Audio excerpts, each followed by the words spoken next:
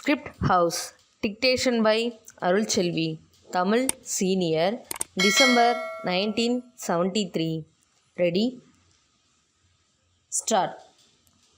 தலைவர் அவர்களே, இந்த பேரவையில் தமிழ்நாட்டின் முதலமைச்சர் அவர்கள் சமர்ப்பித்துள்ள வரவு செலவு திட்டத்தை பல சிறந்த அம்சங்களை கொண்டதாக நான் பார்க்கிறேன்.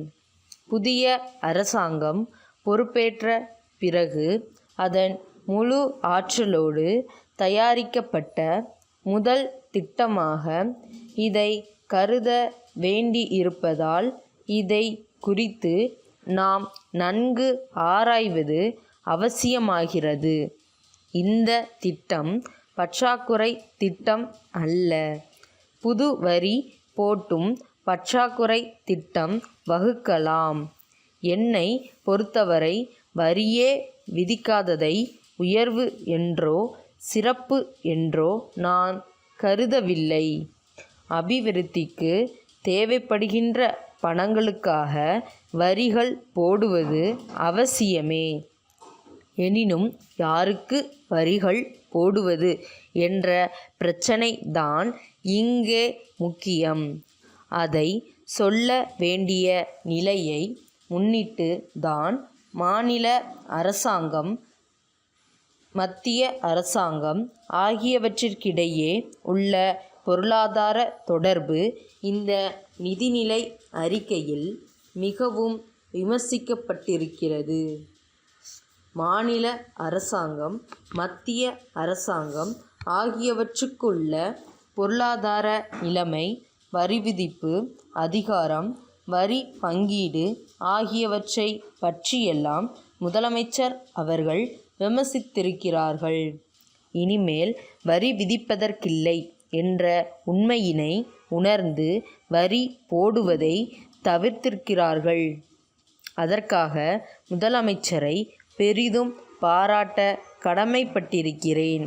நம்முடைய பொருளாதாரத்தை முறைப்படுத்தி காட்டி மக்கள் மீது தாங்க முடியாத அளவுக்கு வரிகள் போடுவதை தவிர்த்து தாங்கக்கூடியவர்கள் மீது வரிகள் விதிக்க இந்த அரசுக்கு எந்த அதிகாரமும் இல்லை என்பதை அனுதாபமான நிலையில் அடக்கத்தோடு பண்பு கலந்த வார்த்தையிலேயே எடுத்து சொல்லி இருக்கும் முதலமைச்சர் அவர்களை நான் பாராட்டுகிறேன்.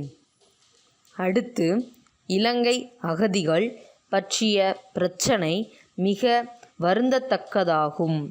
சிங்களத்தையும் சேர்த்து ஆண்ட தமிழ் மரபினர் இன்று கடலில் தூக்கி எறியப்பட்டு தமிழகம் வருகின்றார்கள். இதை நினைக்கின்ற போது மனம் கொஞ்சம் சங்கடம் அடையத்தான் செய்கிறது. சென்ற ஆண்டு வரை பர்மா அகதிகள் இங்கு வந்தார்கள். இந்த ஆண்டு இலங்கையிலிருந்து அகதிகள் வர இருக்கிறார்கள். இனிமேல் வந்து கொண்டே இருப்பார்கள். இந்த அகதிகள் பிரச்சனையில் மத்திய அரசு இன்னும் கொஞ்சம் பொறுப்போடு, கடமை உணர்ச்சியோடு நடந்து கொண்டிருந்தால் இந்த சிக்கல் தோன்றி இருக்காது. இது சர்வதேச பிரச்சனை. தாயகம் திரும்பும் அகதிகளை குடியேற்றுவதற்கும் அவர்களுக்கு புனர் வாழ்வு அளிப்பதற்கான வழிவகையினை காண்பதற்கும் மாநில அரசு வழிவகை செய்திருப்பதை எல்லோரும் பாராட்டியிருக்கிறார்கள். இலங்கையிலிருந்து லட்சக்கணக்கான குடும்பங்கள் வர இருக்கின்றன. ஏற்கனவே பர்மா அகதிகள் பற்றிய அனுபவம் நமக்கு இருக்கிறது. அவர்களுக்கு சரிவர நிவாரணம் ஏற்படவில்லை. இதற்கென தனி அதிகாரி ஒருவரை நியமிக்க வேண்டும்.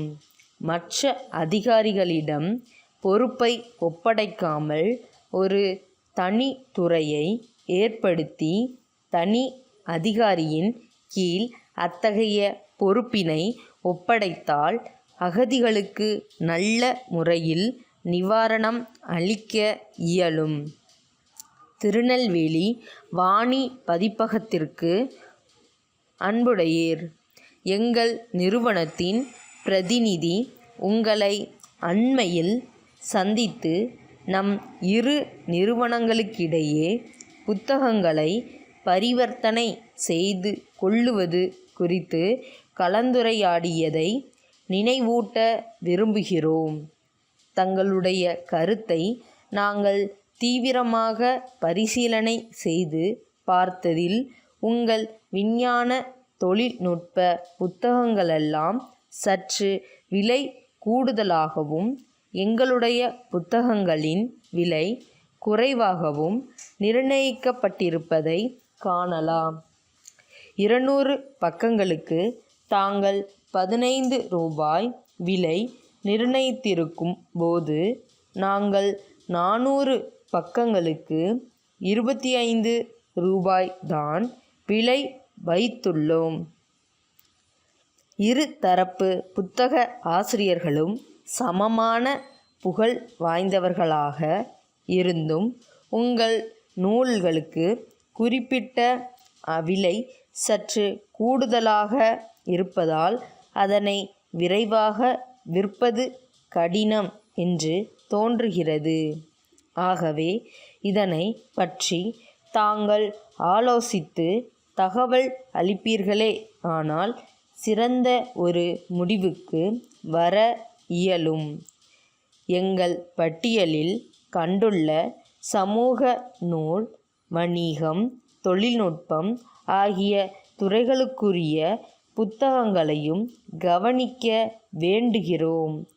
ஆதரவை நாடும் தங்கள் அன்புள்ள பாரதி பதிப்பகம்.